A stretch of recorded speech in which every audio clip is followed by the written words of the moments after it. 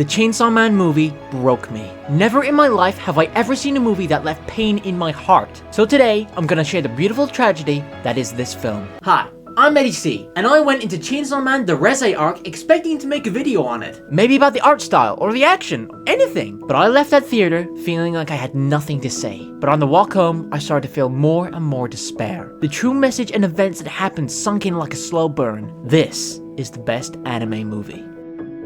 We get our first look at the little heartbreaker that is Reze when Denji goes into a phone booth. It is pouring it down, so Denji rushes into the phone booth, with Reze following after him. They talk for a while, and Denji gets a catch in his throat. Aw, he's in love! Psych! Regurgitated flower! He gives it to Reze, and she tells him to come by her workplace, a cafe, so she can thank him. Reze rushes off to work, being late, but Denji arrives before her! Pro wants it! At the beginning of the film, Denji's main conflict is with how he feels his heart belongs to Makima. But as he meets Reze, who is showing obvious signs of affection, he can't help but play along, even though his thoughts are telling him to stay loyal to Makima. Reze edges closer to Denji, touching his shoulder, laughing at his jokes. Bro wants it! In this scene, you are reminded that Denji is only 16. He's just a kid who has been thrust into this incredibly dangerous life. And now we are seeing a chance for him to be happy, to have a relationship with a normal girl his age. Maybe he can even go to school, meet new friends, and live a normal life. Denji reveals to Reze he's never been to school and can't read kanji, so Reze offers to teach him. She takes him to an abandoned school at nighttime where they explore. But Reze is scared, so Denji holds her hand. They're so cute together, I hope nothing bad happens. In the second best scene of the movie, and no, it's not because they get naked, Denji and Reze go swimming, with Reze teaching Denji how to swim. This beautiful scene is symbolically interwoven with a bug being caught in a spider's trap, with the spider eventually dying due to the rain. This is subtle foreshadowing that you'll understand later on. Swimming with Reze shows Denji what his life could be like, a glimpse into a world where it's free from the public safety organization.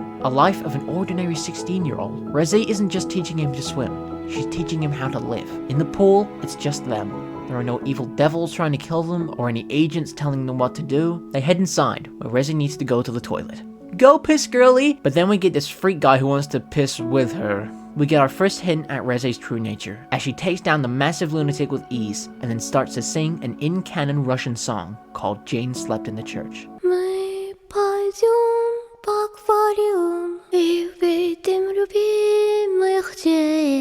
It's a song about a normal life, something Denji is desperate for, and hints at how Reze may not live such a normal life. An interpretation is that Reze uses the song's length to measure the time for how long she needs to choke the man out, which is kinda dark. The Typhoon Devil comes before Reze, and Reze scolds it, as it was working with the lunatic, and the devil seems to be scared and obedient to Reze, as it calls her Lady Reze. Reze goes back to Denji, and they continue on as normal. They have a sweet romantic compilation where they are out on a sweet date at a festival. They're so cute together, I hope nothing bad happens. The fireworks begin, and the fireworks of Denji and Reze's relationship begin too. Reze asks him to run away with her, to give him a normal life away from all this devil killing. Denji hesitates, and this upsets Reze, saying she understands. But in this moment, Denji's conflict with having feelings for two different people comes to a climax. He chooses Reze, saying he likes her too. Reze kisses him, and with Denji's heart being put out in full show, she eats it. What?! Reze fucking bites Denji's tongue off and chops off his hand to prevent him revving the chainsaw heart. When I went into this movie, I had only seen the anime.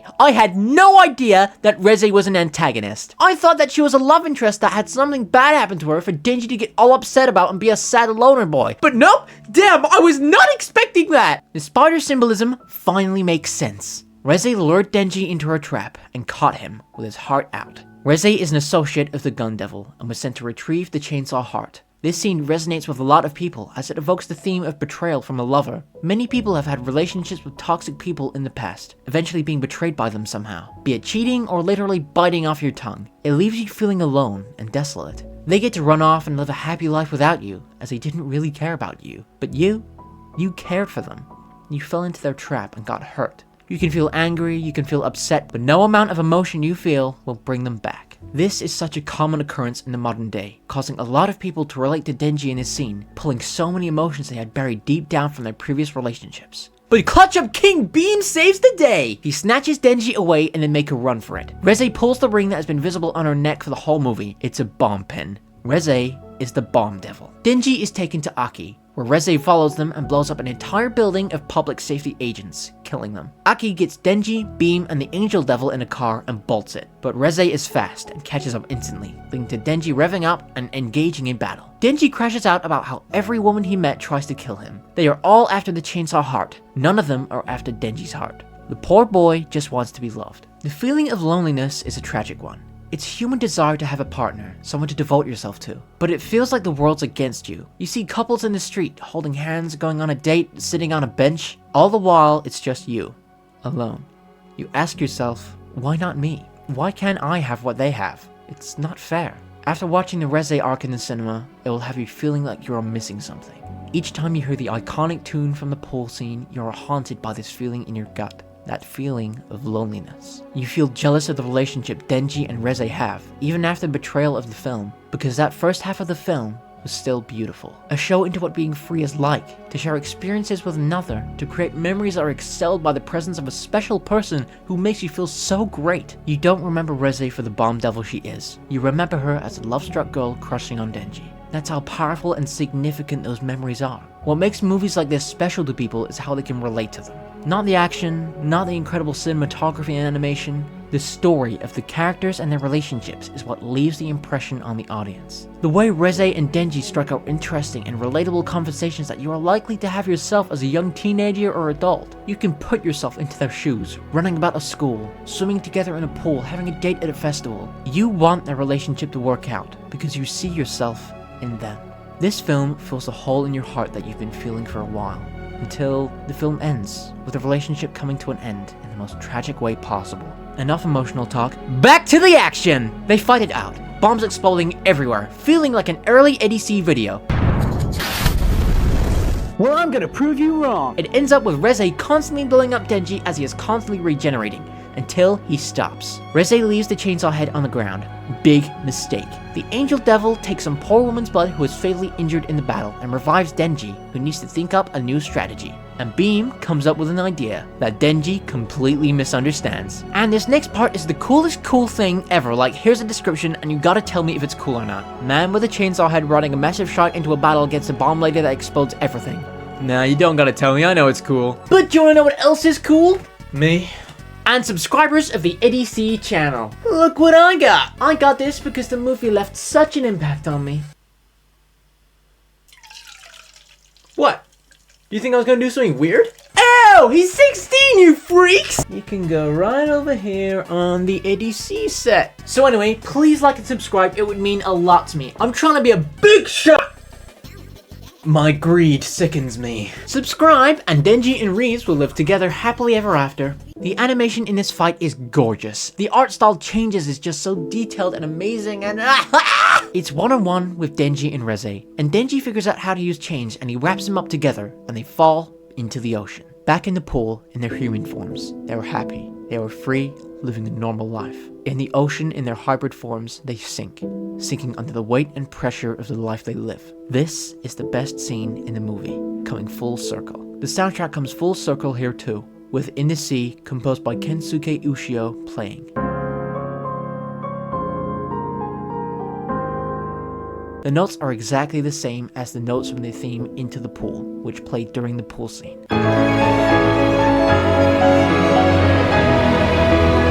Except they sound different. Into the Pool had this big dramatic build-up to a loud happy tune, encapsulating the emotions felt on screen with the simple repetitive notes sticking in your head. But Into the Sea feels off.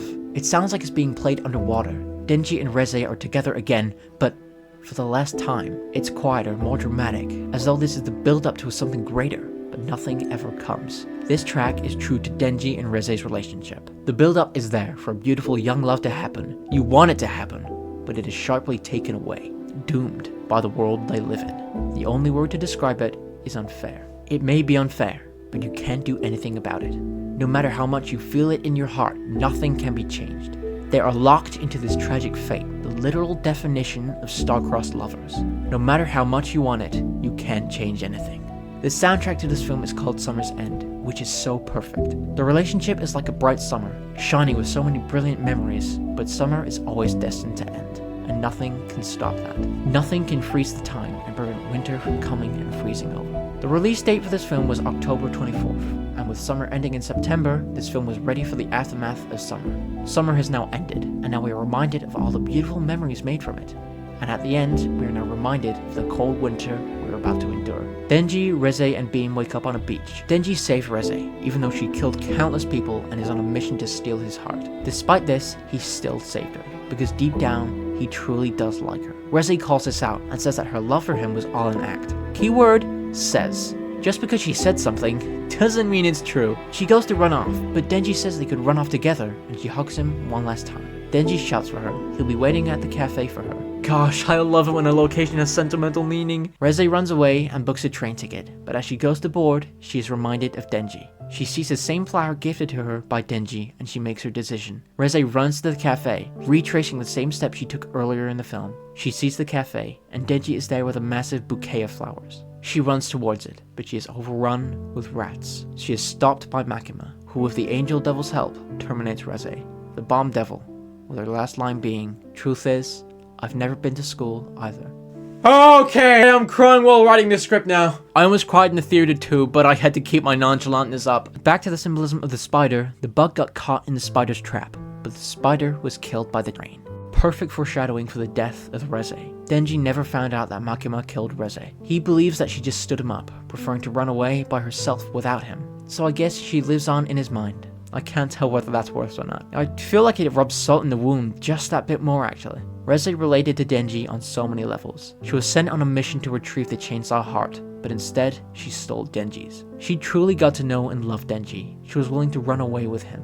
I believe in the fireworks scene, if Denji accepted to run away, they would have. They are both hybrids, forced to carry out dangerous missions, while longing for a normal life. Reze started out with a fake crush for Denji, but it eventually developed into complicated, genuine feelings. She is a Soviet-trained assassin. She was one of the many children taken in by the USSR and placed into a special program intended to create super soldiers for the country. She was subjected to harsh military training and experiments to amplify her natural abilities, eventually having a portion of the Bomb Devil's body placed inside her. To learn all the pain Reze endured during her childhood after her death is gut-wrenching. I feel a special connection to this film as I relate to so many aspects of it. It details how a boy is going through a lot of shit and just wants to be loved but is screwed over again and again. Now, I'm not saying I've gone through a lot of shit, but life is hard for everyone. I've been single for a while and relate to Denji, as I just want to be loved too. Isn't that just human nature? Okay, no, that's too vulnerable for the EDC channel. Moving on. The Reze arc gives you a sense of longing and a hole in your heart. You feel as though you're on the cusp of something great,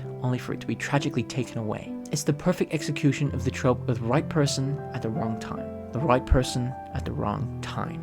Someone who seems to be perfect for you, but unfavorable circumstances prevent the relationship from working. The insane gut-wrenching feeling you feel from knowing that Reze and Denji can't be together is paralyzing. It's unfair. You can try and cope by saying, maybe in another universe, but does that really help? Why not in this universe? The death of Reze feels like a heartbreak. This woman killed countless people, but despite that, we still empathize with her. We feel sympathy for the love between Denji and Reze as it is shattered in two by a manipulative murderer. The relationship not working out reminds the audience of their own loneliness. The shared experiences of the human race is truly incredible, and for these emotions to be brought out from a fictional animated film is insane to me.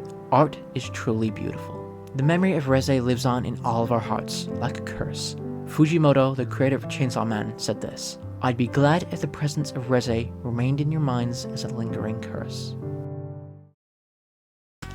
She's gotta be alive, surely! Come on! It's an anime! She's gonna be alive! Come on! Please! That was the state I was in 20 minutes after watching the Reze arc. I was so sad I had to try and spoil myself to make myself feel better. And if you haven't seen this movie yet, please do. Like, seriously. It's not often that we get cinema releases for anime movies, and the themes and story of this film was so amazing, so please just go show some love and support for it. While also subscribing to me, of course. Anyway, I had to frantically make this video after watching the movie because I thought maybe it would lift some of the weight on my heart. So anyway, I'll see you next time. Bye-bye.